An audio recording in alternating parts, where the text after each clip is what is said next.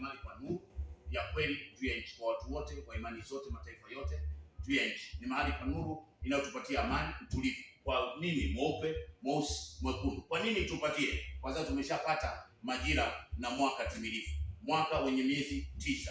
Kwa hiyo mwaka ile Isaya 61:2 na Zekaria 14, mwaka wa kweli unaanzia tumboni unakuja nje, kama ulivyokuwa katika nguvu ya majira zote. Tulikuwa tunahesabiwa mwaka wenye miezi 12. Kama unavyoona hapa, huu ndio mwaka wenye miezi 12. Rumi 3:10-18 na Rumi 7:15. Ina maana hapa ni mfumo wa jua na mwezi, ndio ilikuwa ibada hiyo. Ina maana tulikosa kile ambacho tulikosa hapa ni ile nguvu ya kuachana na kweli yote, yaani baba na mama. Baba ina maana ni kweli na mama ina maana ni majira. Tulipoachana, Adam na Hawa akamwacha baba na mama, ina maana mfumo wa sisi kuunganishwa kuwa majira moja, mwaka mmoja, tukakosa. Ina maana tukao sasa tunaishi mahali ambapo sio. Kwa hiyo wote sasa tukawa nusu, tukawa tuna majira miezi 9 ndani na mwaka wenye miezi 12 unaotupokea.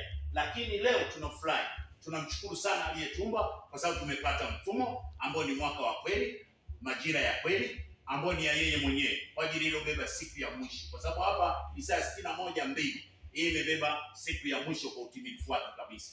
Kwa hiyo Zekaria 14 ni kwamba ni mwaka usiokuwa na usiku wala mchana. Ina maana ni wa watu wote. Hii ndio barabara ya kuja kwa ajili ya yeye mwenyewe kupitia majira ya utimilifu wa Isaya 19:23-25. Kwa hiyo hii ndio imebeba utimilifu wa siku ya mwisho. Siku ya mwisho ina maana ni ile kweli yote, na siku ya mwisho imebeba hukumu kwa ajili ya uongo wote, na siku ya mwisho ndio imebeba ukamilifu wa vita ya siku ya mwisho. Vita ya siku ya mwisho ina maana gani?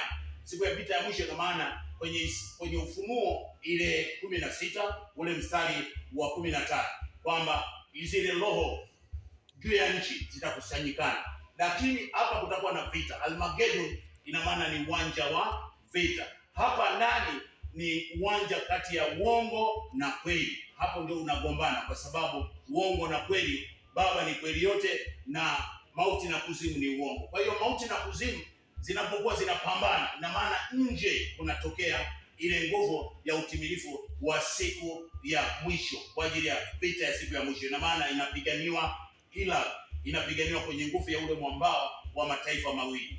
Yeremia 25 ule mstari wa 12 kwamba katika baada ya majira ya siku ya ile majira ya miaka 70 nitawaijilia na nitamhukumu Babeli na taifa hili. Taifa lile ni kabila 12, Israeli iliyokuwa imebeba kabila zote juu ya nchi. Nikisema kabila 12 sitaji Israeli, nataja wote watu wamebeba kwenye hiyo kabila, hizo kabila 12. Nikitamka Babeli, ina maana ni yule aliyekabidhiwa kupitia Yeremia 29 ule mstari wa 10 mpaka 14, ya kwamba yeye alikabidhiwa mamlaka ya uumbaji mpaka miaka 70. Itakapotimia hii kalenda ndio utimilifu. Ina maana pale unapoona vita inapigana sasa hivi ni vita kwa ajili ya kuondoa ule utawala uliokuwa kwa ajili ya nguvu ya amani ya vitu, amani ya watu, amani iliyokuwa kwa ajili ya upendo wa vitu na upendo wa watu, kwa sababu tayari mfumo ulikuwa na matengano. Kwa hiyo ametuletea hii majira ya mwaka wenye miezi 9 kwa ajili ya sisi sote. Mwezi wa kwanza unaitwa kiini cha mema na mazuri, mwezi wa pili mbegu ya mema na mazuri, mwezi wa tatu ni damu ya mema na mazuri, kitovu cha mema na mazuri, kizazi cha mema na mazuri, uzazi wa mema na mazuri, na tumbo la mema na mazuri, limbuko la mema na mazuri, na sura ya mema na mazuri. Kwa hiyo huu ndio uumbaji wa kweli yote kwa ajili ya sisi sote kuungana kuwa pamoja, kama Zekaria 14:7 mpaka 9 inavyosema. Kwa hiyo karibuni, majira ya nuru imefika, si tena majira ya kanisa. Kanisa lilijengwa kwenye mfumo wa mitume 12. Ukisoma kwenye Marko 16 ile 14 utakuta ni madhabahu ambayo iko wiki kwa ajili ya kutopata. Ndio maana unaona litanyakuliwa na limenyakuliwa kwa ajili ya kujua ile siri. Tayari mbarikiwe sana na karibuni.